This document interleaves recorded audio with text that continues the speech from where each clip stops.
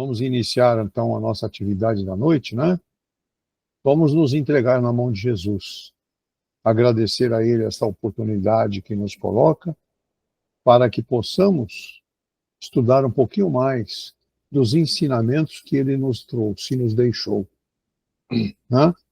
Vamos então orar e meditar com Jesus por alguns minutinhos.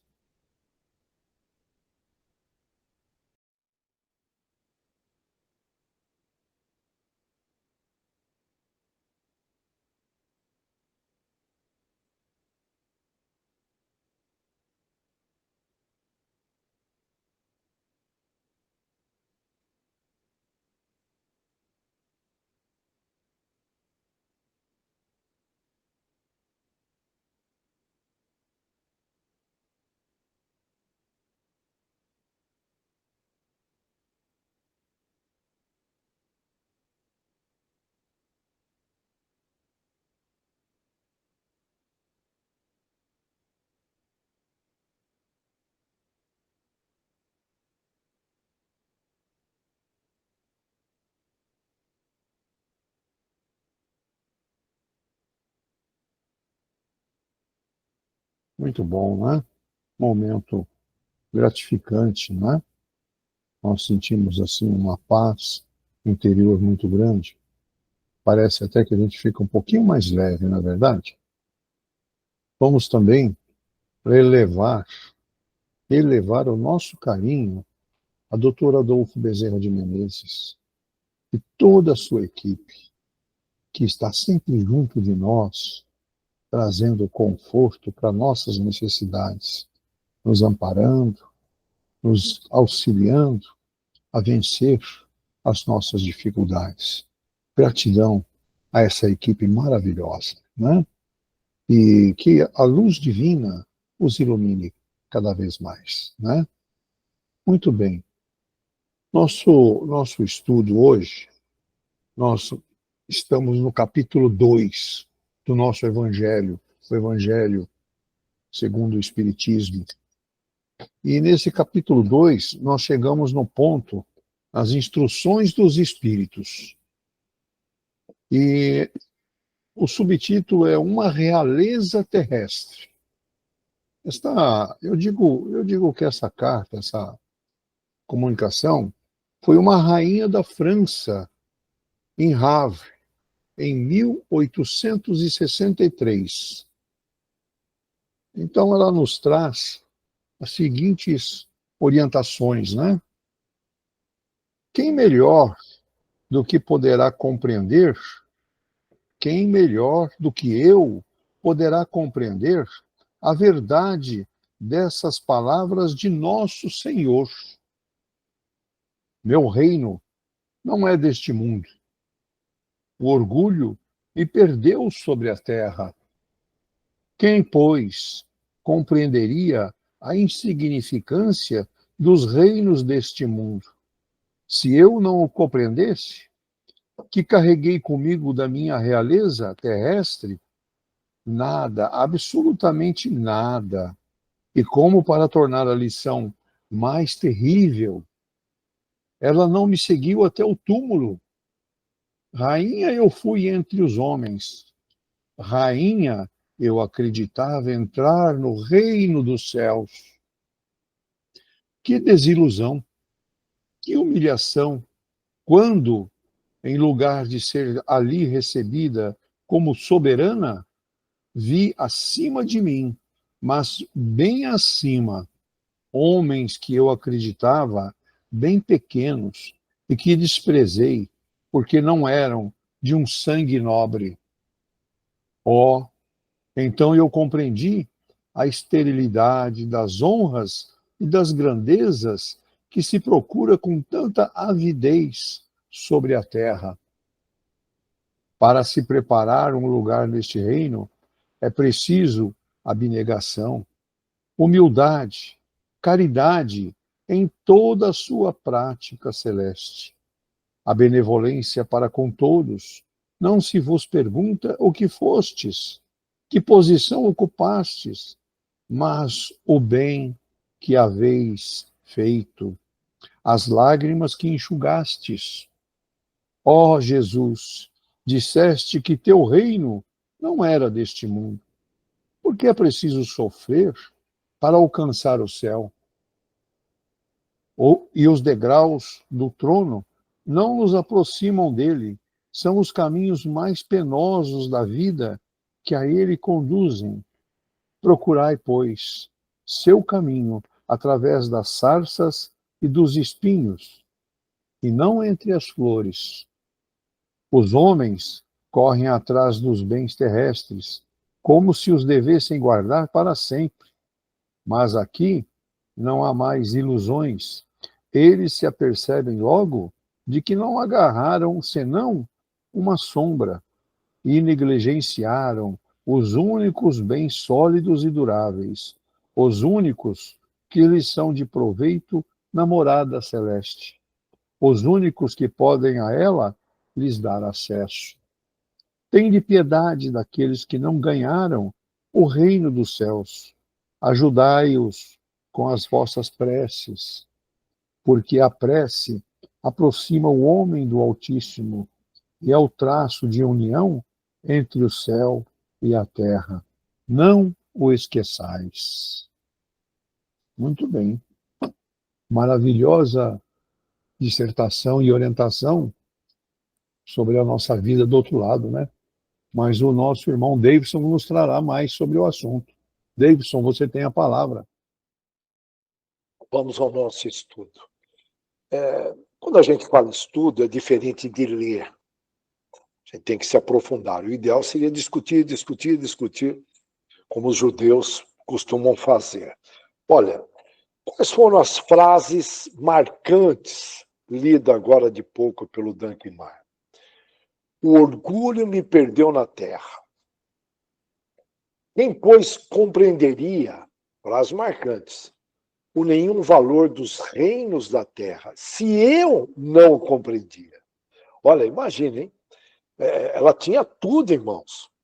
A gente sabe que quem tem tudo em mãos, a responsabilidade é maior. Tem hora que eu olho para algumas autoridades de ordem mundial e falo, que ingenuidade, não tem noção da responsabilidade, do que tem que fazer e se perde. Enfim, está aí um exemplo. Essa rainha, não sabemos exatamente o período, ela se manifestou no século XIX, na França, Havre, né? Portanto, não sabemos o período, se ela tinha conhecimento do Velho Testamento, do Novo, mas é interessante. Olha, e está lá mais uma frase, rainha entre os homens. Então, dá para imaginar aquela badalação ao redor, só elogios. E aí eu estou imaginando, que desilusão. Está lá a frase, que humilhação. Vi acima de mim, mas muito acima, homens que eu julgava insignificantes. Olha o julgamento. Então, ela foi mostrando todas as não virtudes que ela tinha. É um texto muito rico, viu? Muito rico.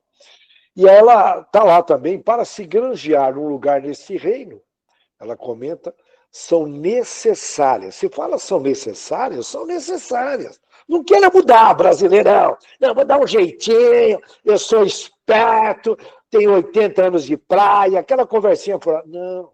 Se são necessárias, são necessárias. A abnegação, negar a si mesmo em favor do outro, a humildade, a caridade, em toda possibilidade que ocorrer. E aí ela deixa claro que não conta aí a posição, o que conta as lágrimas que enxugasses. Né? Olha que interessante. E ela, ao mesmo tempo, ela pede, é interessante no finalzinho do texto, eu estou pegando frases marcantes, olhando aqui para o texto.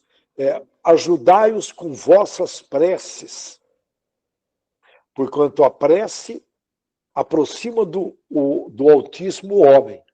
Só de ler isso, a prece aproxima-se de Deus. a gente deveria fazer mais prece, a não ser que você não queira estar próximo de Deus nos tempos atuais. E aí, se você não se aproxima de Deus, a ausência de prece, naturalmente você se aproxima de quem? Você fica ali do lado, ele fica esperando você dormir de botina, os irmãozinhos que ainda não são do bem, e o planeta Terra tem bastante, ainda é um planeta de prova e expiação, não é verdade? É um planeta de prova e expiação. Então está cheio de gente ao redor só esperando. Então, se você não está próximo de Deus, não tem meio termo. Não, eu sou amigo do amigo, não tem essa conversinha furada, que é muito comum entre os homens, entre as mulheres.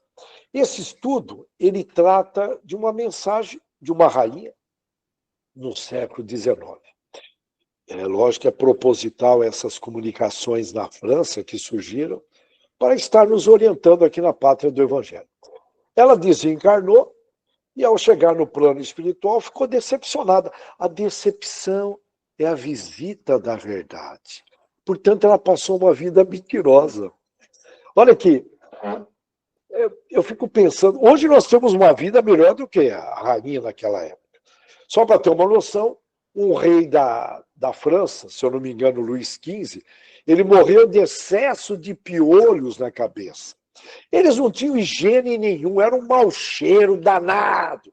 Por isso que a França desenvolveu aí perfumes, mas não dá para esconder. Era uma falta de higiene, não, higiene bucal. Imagine ali o rei dando um beijinho na rainha, era coisa horrível. Hoje nós temos uma vida melhor do que a rainha. Se for ver bem, se comparar, nós temos alimentos mais higienizados, nós temos televisão, temos WhatsApp, temos celular, tem ar-condicionado, lá tinha o leque. Aquele leque era para amenizar o mau cheiro. Então, veja bem, hoje nós temos uma vida melhor do que ela. Portanto, para nós é uma experiência muito similar, né? Desse conforto, e cada vez mais a gente quer conforto. Quer um sofá para a gente sentar. Tem gente que fica trocando de sofá e quer um carro mais bonito do que o outro. Enfim, a gente sabe como que é. Né? Lembre-se que hoje nós temos uma vida melhor do que mesmo aquele camarada mais simples na periferia, ele tem uma vida melhor do que a das rainhas. Daquela época que não está precisa a época dela. Bom, e ela esperava ser tratada com pompas e glórias. E ingenuidade, que é compreensível, era uma outra época. E não foi isso que aconteceu. Agora, nessa época que nós estamos, não compreender isso, tem que fazer um esforço, irmão. Aquela época era compreensível, agora não. Peraí. Ela percebeu que até o menor de seus súditos estava numa posição mais elevada que ela. E é interessante, né?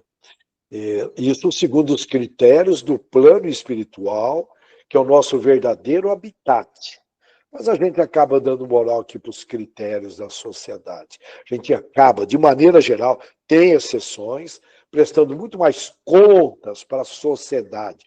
O que vão pensar de mim? É uma esquerda. Nós já comentamos várias vezes, é uma prisão mental. Né? Bom, e ela percebeu que não se leva nada de material para o plano espiritual. Não se leva nada. E ela parte, enfim, ela não esperava também o momento que ela ia partir para o plano espiritual. E então, o que conta lá no plano espiritual? Nós já comentamos isso várias vezes, portanto, nós temos abundância de teoria nessa área. O que conta? Vamos lá. É o bem que você pensou, porque muitas vezes a gente é bonzinho por fora, sabe aquela fala macia, sorridente, tudo bem. Tem pessoas que falam sorrindo, não sou contra, é legal, uma simpatia e tal, mas por dentro não é bem aquilo. Então, esse tipo de pessoa está deixando a desejar, não vai para o reino dos céus. E se o bem que você sentiu também está sendo considerado, o bem que você falou, o bem que você comentou, sabe aqueles fofoqueiros? É muito comum no meio religioso, cara, você ficou sabendo? No meio, em todos os meios tem isso, todos os meios. Está contando. Se o homem tem essas memórias hoje, inteligência artificial, essas coisas todas, drives e mais drives, né? Imagine aí no céu, né? No plano espiritual, muito mais evoluído. Bom, e o que você praticou?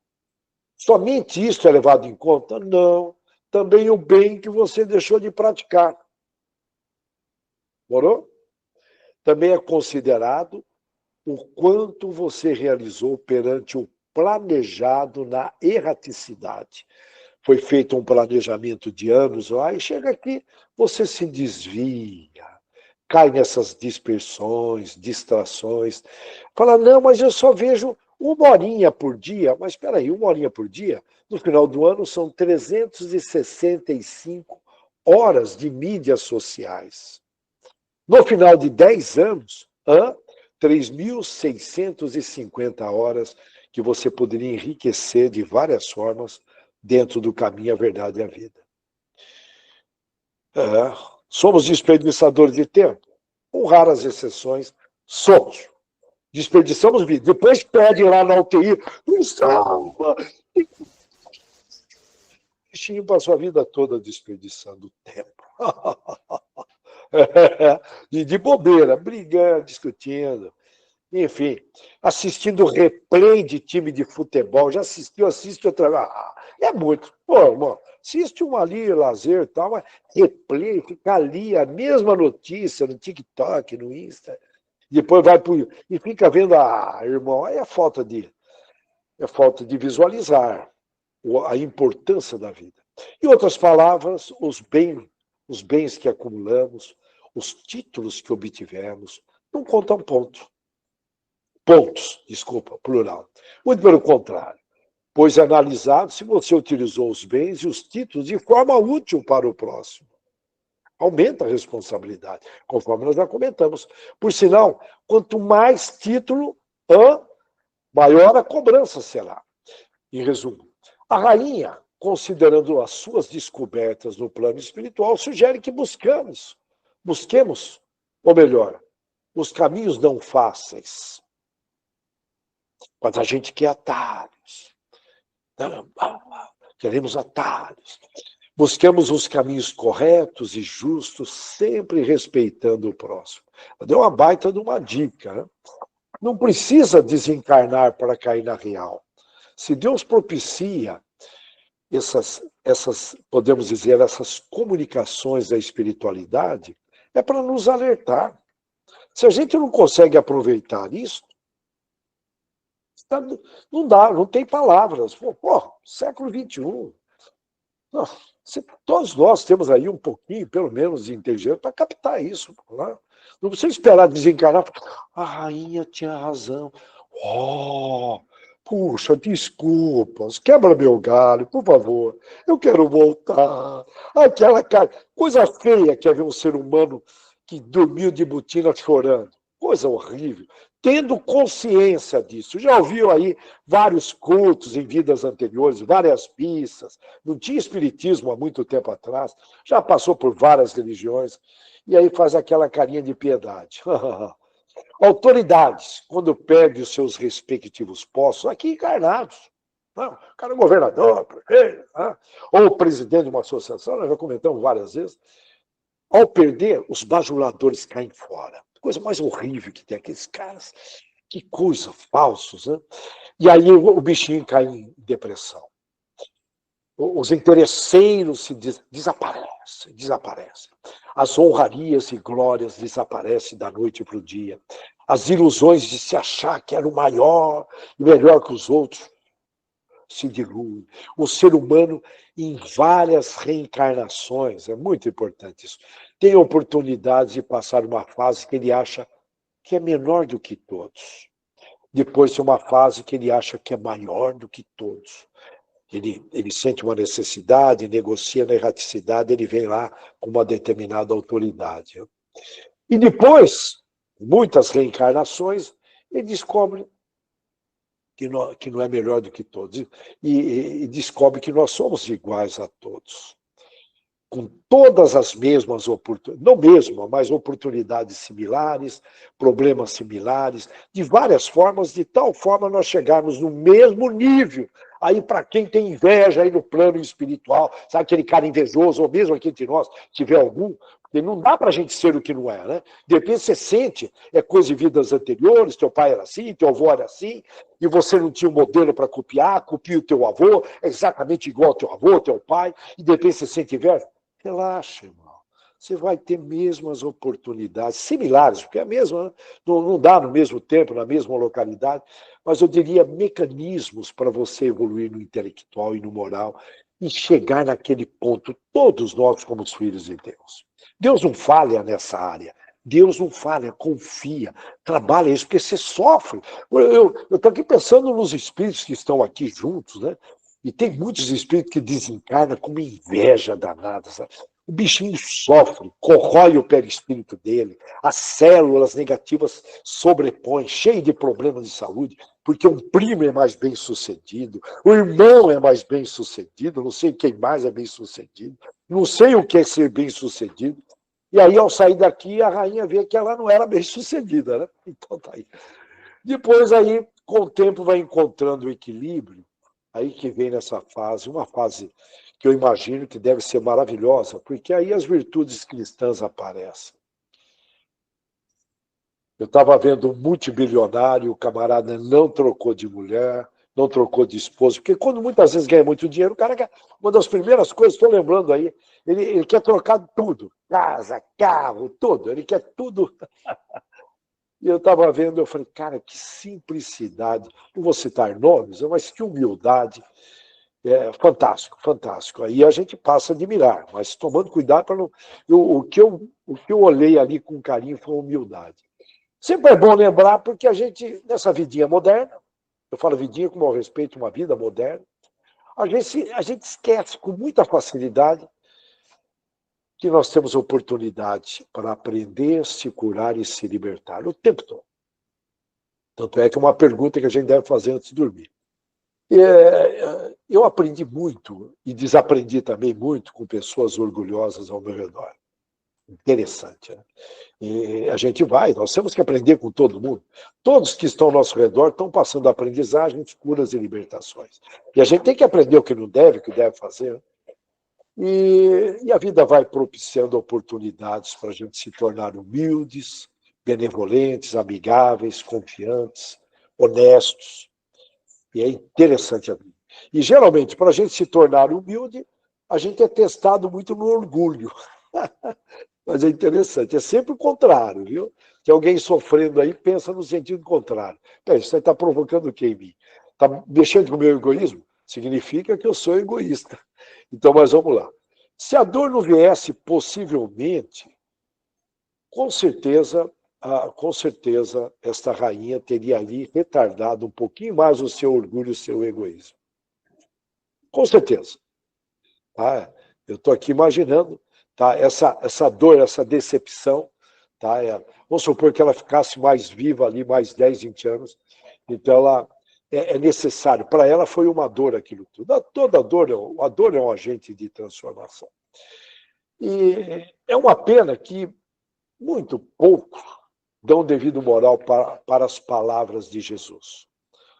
Muito pouco. Apesar de já estarmos no século XXI estudando, as pessoas têm um pouco de dificuldades de imaginar, não trabalham em imaginar. Lê aquilo. É como a gente vê na imprensa, o camarada desviou. Não! Eu vou pegar um exemplo muito interessante. O cara, ele coloca de uma forma tão normalizada, foi desviado verba da saúde. Opa, não, tem que colocar da seguinte forma, olha, tem crianças morrendo nas filas aí do SUS da vida. Hoje na Bahia, eu estava vendo uma notícia, 2 meses médicos, enfermeiros sem receber, sem medicamentos, e outra, isso deixa de ter verba na educação, muitas pessoas vão caminhar aí para o tráfico de drogas, por não ter oportunidade, porque não tiveram acesso à educação, à segurança. É isso que tem que ser colocado. E Jesus coloca de uma forma brilhante isto, mas a gente não consegue compreender. Aí vem o kardecismo, clareando. O que mais precisa? Moisés, Jesus, segunda revelação Jesus, primeira Moisés, terceira Kardec. Quando eu vejo hoje desvio, que é muito comum, inclusive nos Estados Unidos, nós estamos assistindo, países de primeiro mundo, muito desvio. Eu falo, meu Deus, o que está rolando nesse planeta? Aí a gente lembra, peraí, nós estamos no meio do apocalipse, vai ter uma separação do joio do trigo. Eu imaginava que os Estados Unidos tinham um pouquinho mais de controle. E aí a gente vê e fala, cara, é um planeta mesmo de prova e expiação. Mas, o famoso mas, a regeneração está vindo aí. A verdade está vindo aí, a transparência está vindo aí. Então, por que eu estou falando isso? Nessa linha de raciocínio, sinto que poder ter em mãos o evangelho espírita não é valorizado como devia ser. Não é. Eu acho que aqui, do grupo que nós estamos, pouquíssimos valorizam de pegar uma página e falar, cara, o que eu posso fazer para colocar em prática? Primeiro, vou deixar uma pergunta. E nós, eu estou junto, estamos fazendo para conquistar o reino dos céus. Nessa semana, o que você fez? O que você fez a mais? São perguntas. E tá aí, tem que ler, tem que ficar numa página. Por isso eu sou contra. Tem gente no meu espírito que quer acelerar. Vamos para o capítulo tal. Falo, calma, vamos, tem que estudar. Eu quero entender. Não podemos perder essa oportunidade. Nós temos que agradecer de ter esse farto material. Eu ofereço livros lá na casa do Dr. Bezerro. Olha, podem levar. Ninguém leva, eu não entendo. Eu sou de uma época de escassez de livros, eu valorizo. Bom, mas voltando para cá. É muito comum aparecer nos centros espíritas pessoas alienadas totalmente perante a existência do plano espiritual, como essa rainha. Só que essa rainha estava numa outra época, né? Tudo leva a crer que o Allan Kardec não tinha surgido ainda, enfim. Geralmente são pessoas assim que estão, de alguma forma, influenciadas por obsessores. Algum estágio de obsessão, até aí é mais ou menos light, né? Tem uma pequena influência no pensamento, no sentimento. Já na fascinação, já estão dominando ali alguns departamentos mentais, aí chega na subjugação. Subjugação é uma ousadia do mal, ele atuar na vontade, porque a vontade vem da alma, ela que é a grande chefia. O desejo é nosso. O desejo aqui está ligado ao mundo material. O departamento de desejo, até aí, os obsessores deitam e rolam. Tá? Deitam e rolam. Tá? Eles deitam e rolam mesmo. Mas a vontade aí está no estágio de subjugação. Tem muita gente presa, pobres, coitados, né? Porque quem tem dinheiro, de alguma vocês sabem como que é, né? Quem tem dinheiro acaba arrumando bons advogados e se viram. Mas eu estou dizendo, os pobres que estão ali, dá dó. Ingenuidade, ignorância, não tiveram acesso a isso que nós estamos tendo aqui. E aí chega até estágio, e o camarada, você vai conversar com ele, conversei com alguns, lá da P1, né? Isso, tive a oportunidade. Eles falam, pô, olha, eu não sei como que eu fiz aquilo, cara. Eu não entendo. Veio uma ideia tão forte, e de repente, depois que eu vi que eu fiz isto. Olha só. Então, olha, tem que tomar cuidado. Geralmente, a origem dessa situação tem a ver aí, com certeza, com o distanciamento do caminho, a verdade, a vida pregada por Jesus. Tudo leva a crer que essa rainha, ela não deve ter lido, portanto, aí o Velho Testamento, o Novo, e se leu, não entendeu quando Jesus vira para Pilatos e diz, meu reino não é deste mundo. Ali eu não vou ler tudo, esse versículo, né? Vamos recordar tudo, porque fica bem claro ali, pelos exemplos que Jesus trouxe, trazendo a ideia do amor, um espírito elevadíssimo. Já do outro lado, a autoridade do Império Romano, de alguma forma, estava representando ali a ausência de justiça, podemos dizer a ausência do bem. É lógico que, na época, o desenvolvimento moral da comunidade era muito pequeno. Eu gosto de ler, imaginar, falar, eles não tinham energia elétrica, não tinha banheirinho com descarga. Eu agradeço tudo isso que nós temos. Não tinha luz, não tinha telefone, e muito menos educação e instrução adequada. Poucos privilegiados conseguiam frequentar as poucas escolas que existiam. A Universidade de Bolonha, na Itália, ela começou a existir em 1088. E ela não usava o termo universidade, usava o nome Studium. Em Bolonha, uma cidade que ela tem ali 34 quilômetros de pórtico. Eu não vou explicar, mas é uma cidade muito interessante. O dinheiro gasto do Império Romano, o pórtico, para quem é da engenharia, ele é aquela cobertura, os prédios avançam até a sarjeta, de tal forma a calçada ser sombreada, ter sombra, não ter sol na calçada. São construções padronizadas de 3, 4 andares, se eu não me engano, e está lá. E, enfim, a Universidade de Bolonha, por exemplo, portanto, é considerada uma das primeiras. Mas tem uma lá em Marrocos. Olha que interessante, Marrocos. A Universidade de Al-Qarawiyyin. Eu não sei se eu estou pronunciando corretamente. Vou relembrar. Al-Qaraqá, com Q de queijo. Qarawiyyin, no Marrocos. É a civilização mais antiga. A civilização mais antiga está ali, nessa região de Marrocos. E fundada no final dos anos 850. Portanto, ela é considerada mais antiga do que de Bolonha. E foi fundada por uma mulher.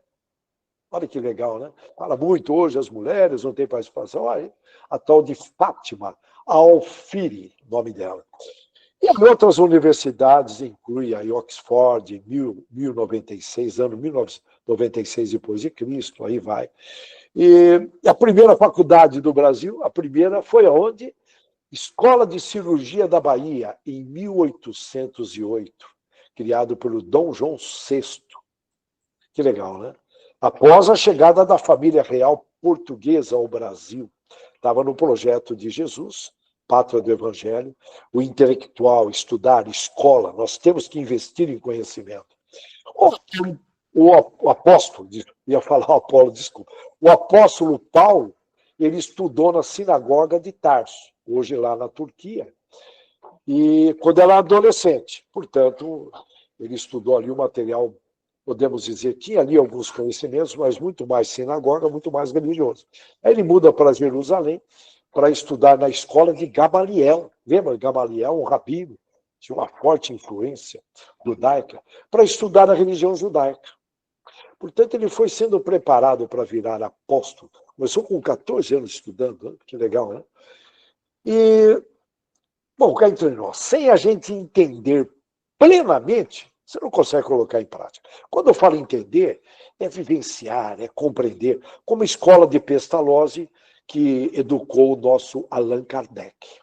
Allan Kardec passou por Pestalozzi. E o Pestalozzi falou, primeiro vocês precisam ter prática, depois teoria. A escolinha do mundo ocidental deixa muito a desejar. Está aí Pestalozzi. Vocês têm que praticar. Vão lá na natureza, descubra qual é a planta tal. E o Allan Kardec, enviado por Deus, caiu lá na Suíça. Por que essa metodologia não é colocada em prática? Ignorância dos pedagogos, andragogos? Não sei, eu tenho minhas dúvidas. Né? Porque já era para estar uma educação. Nós estamos no século XXI.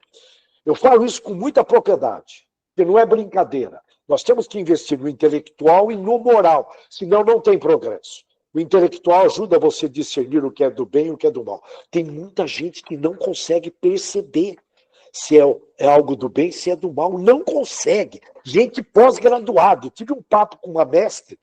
Eu falei, eu não acredito, você fez mestrado aonde?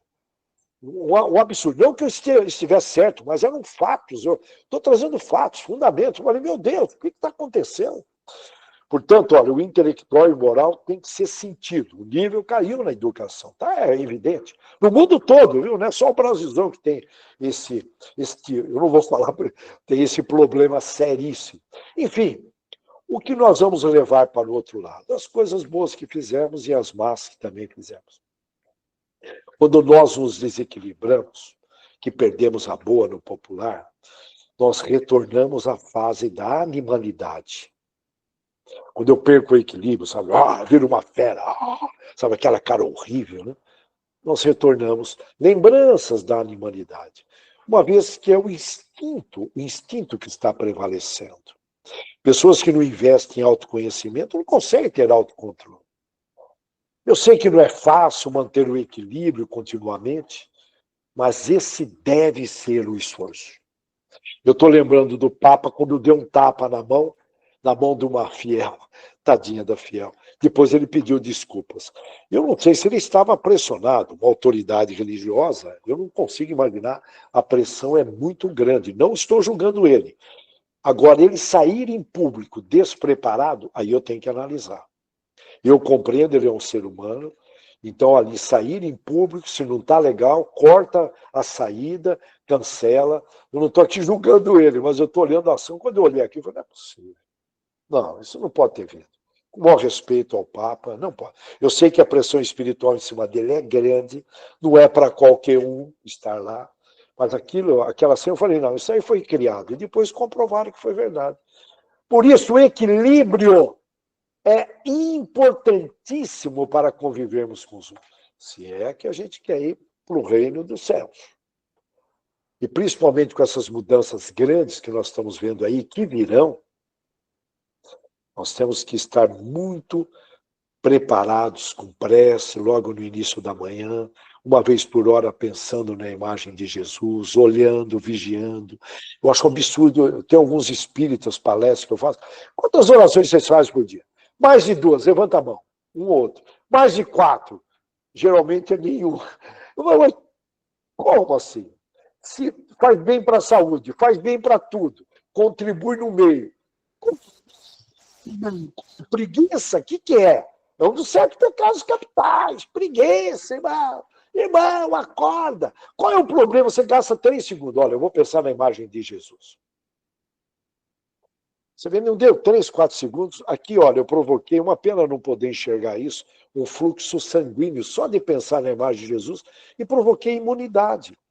Tem um estudo de Harvard, se você ficar ali, tem um estudo profundo nessa área, se você assistir 4 minutos de notícias negativas, parece que você perde imunidade aí.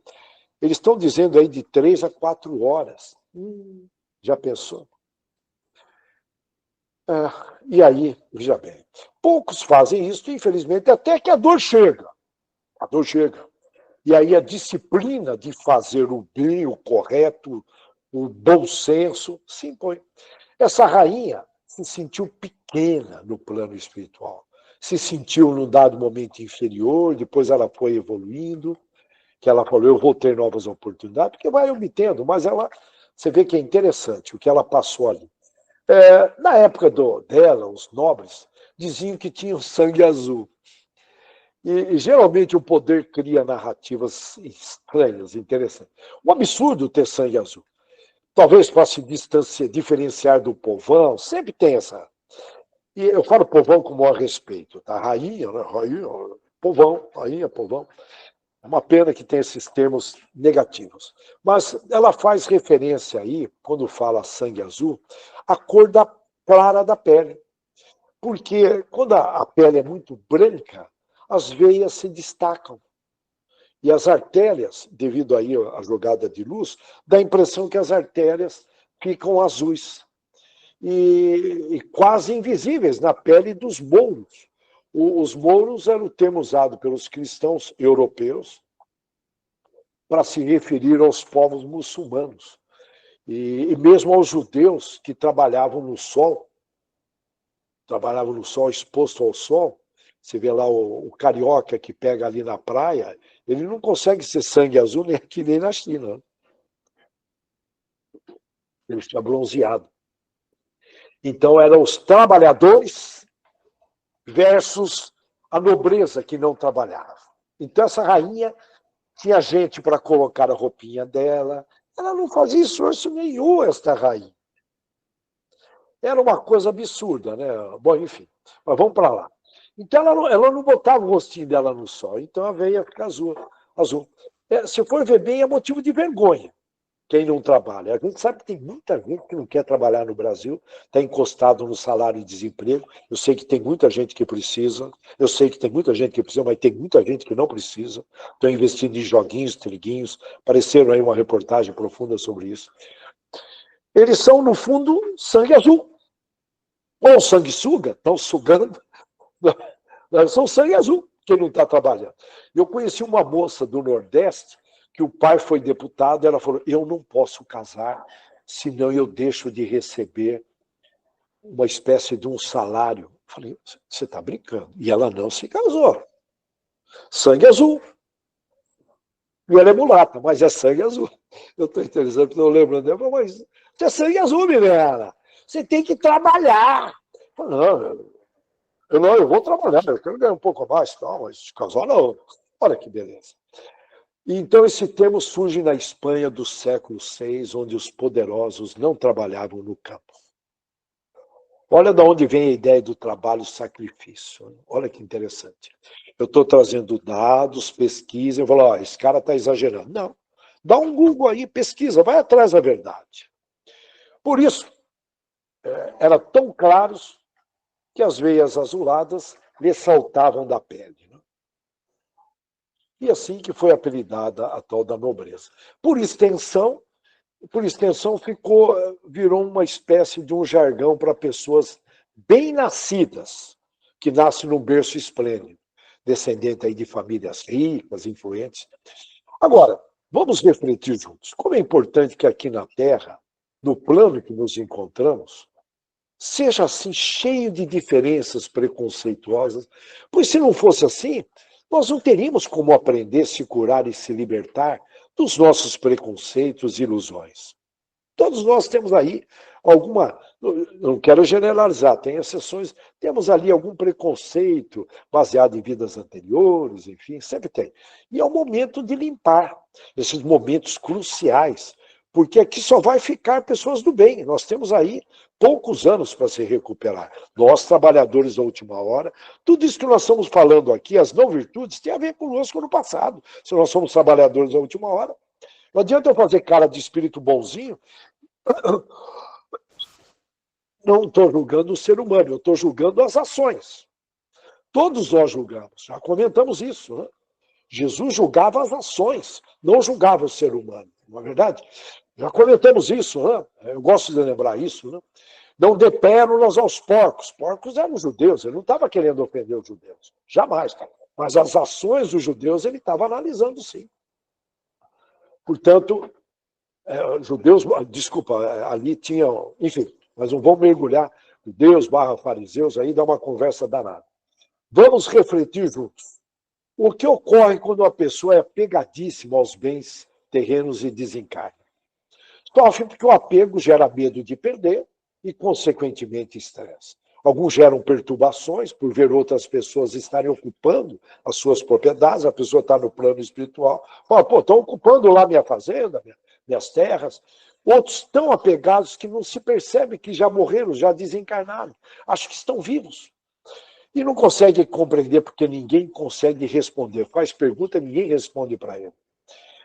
E outros conscientes que já morreram sofrem por terem sido egoístas. Então, tem vários casos, e a gente vê muitas vezes em reuniões de esclarecimento a entidade dizer, agora que eu ia aproveitar a vida, eu tenho muito dinheiro, por favor, dizem, eu pago. O cara está no plano espiritual, eu pago o que vocês quiserem, mas me fazem voltar para o corpo que eu tinha, para a vida que eu tinha. Olha que ingenuidade. Ingenuidade.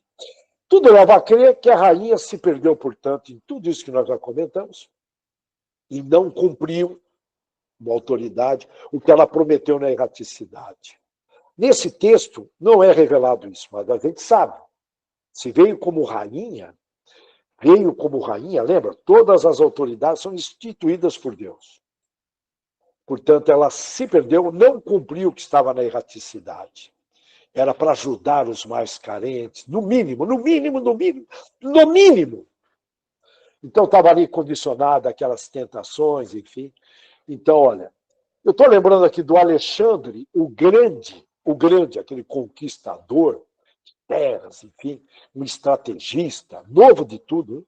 Ele deixou orientado que quando ele morresse, o caixão dele deveria ser carregado pelos médicos de confiança dele, que os seus tesouros fossem espalhados pelo chão, conforme o chão que seria percorrido ali durante o enterro, né, até o túmulo. Então, todos os tesouros sendo colocados, e os médicos passando por cima com o caixão dele, carregando, passasse por cima. E ele pediu para deixar a tampa aberta com a mão dele balançando. Essa era a cabeça do Alexandre. E aí perguntaram, mas por que, Alexandre, nós temos que fazer isso? E ele disse, para que os médicos tenham a certeza que eles não são deuses. Olha que legal, olha a sabedoria. Que a gente morre e eles não têm capacidade de nos salvar disso. Com relação aos tesouros no chão, significa que não vamos levar nada daqui. As mãos para fora abanando, olha que legal, significa que chegamos com a mão vazia. Alguém veio aí com a mão cheinha? Não, veio com a mão vazia, abanando. E quando partimos, partimos com a mão abanando também.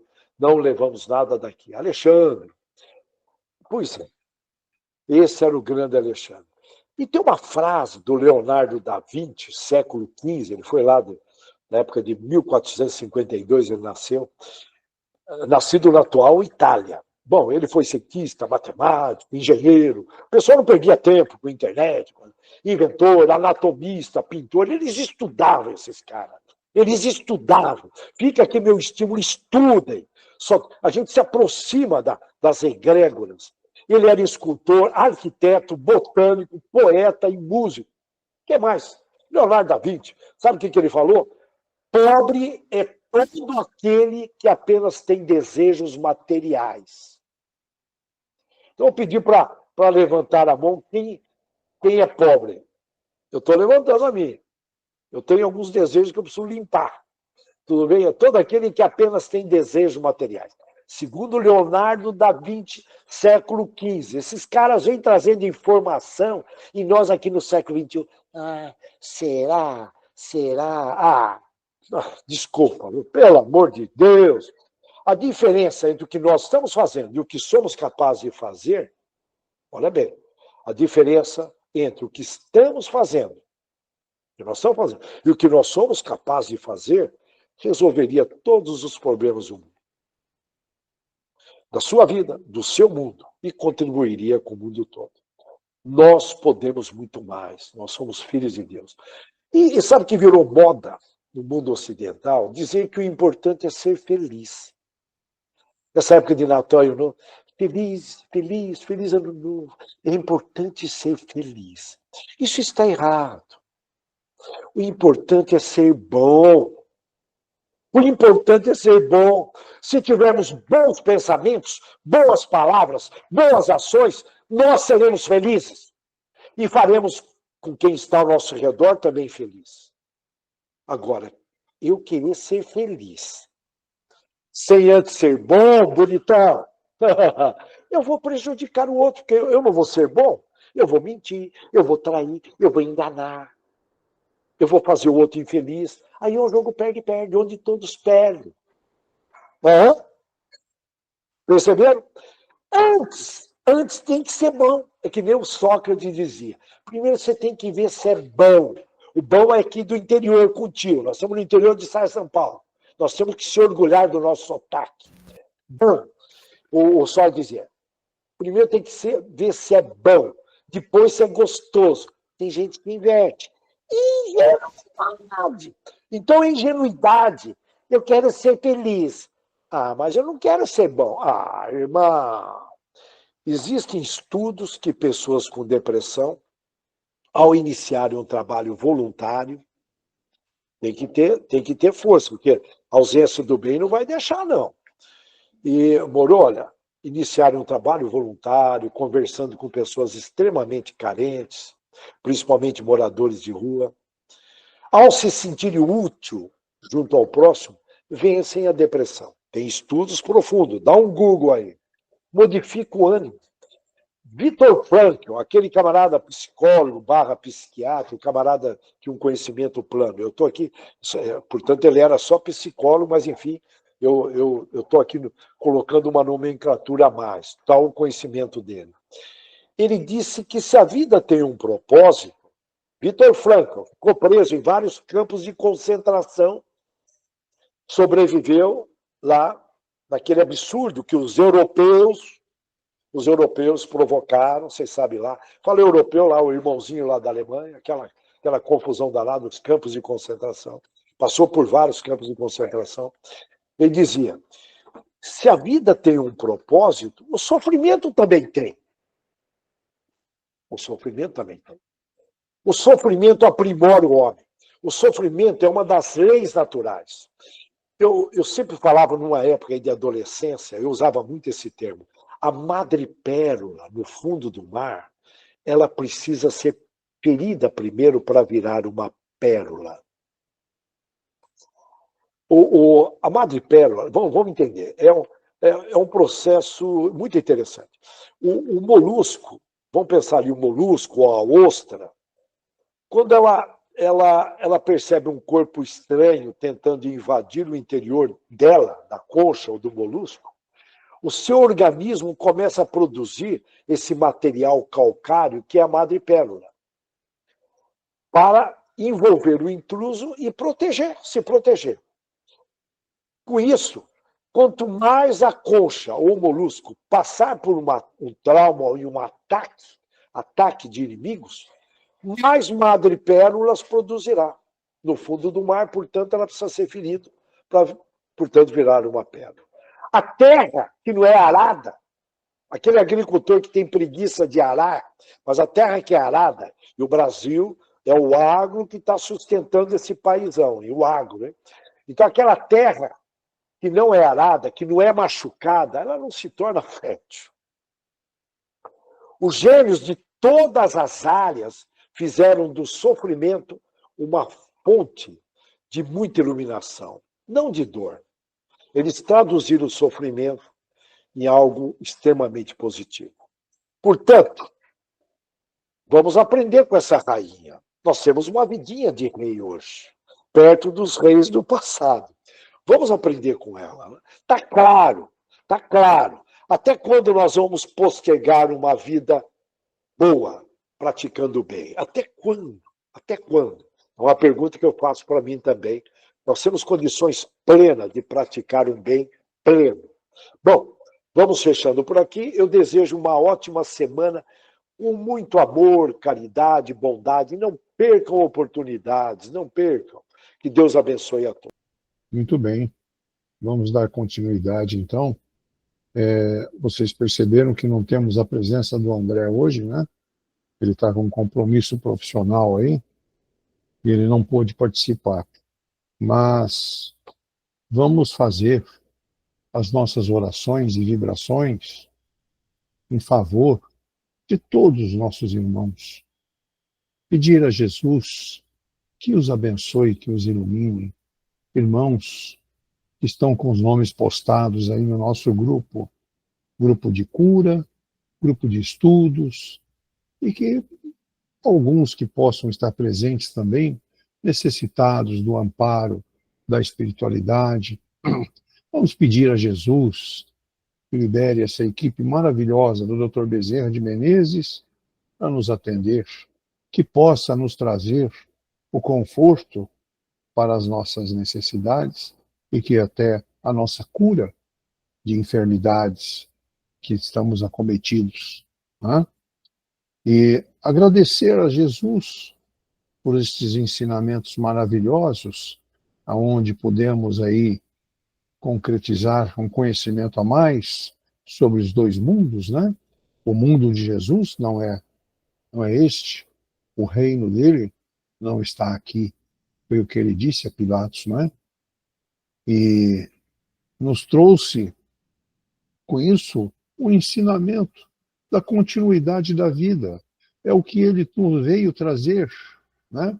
Este ensinamento maravilhoso da continuidade da vida.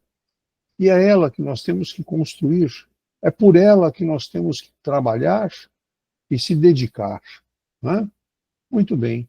E agradecendo a Jesus por toda essa energia e essa luz que paira sobre todos nós neste momento. Luz que nos fortalece, que nos encoraja para que possamos enfrentar todas as nossas adversidades, as nossas destemperanças, né? Saber conduzir com calma e paciência os nossos caminhos. Que Jesus abençoe a todos nós, que possamos ter uma semana maravilhosa. Alguém com o microfone aberto. E assim, Pai, nós te pedimos que nos abençoe e nos ilumine. E assim, Jesus, nós vamos dirigir a prece de Cáritas. E a prece de Cáritas hoje pediria que a Maria de Fátima fizesse para nós. Fátima, por favor. Deus, nosso Pai, que sois todo poder e bondade, Dai força àqueles que passam pela provação. Dai luz àquele que procura a verdade. E ponde no coração do homem a compaixão e a caridade. Deus, dai ao viajor a estrela guia, ao aflito a consolação, ao doente o repouso. Pai, dai ao culpado arrependimento, ao espírito a verdade, à criança o guia, o órfão o pai. Senhor, que vossa bondade se estenda sobre tudo o que criastes. Piedade, Senhor, para aqueles que não vos conhecem e esperança para aqueles que sofrem. Que a vossa bondade permita aos espíritos consoladores derramarem por toda parte a paz, a esperança e a fé.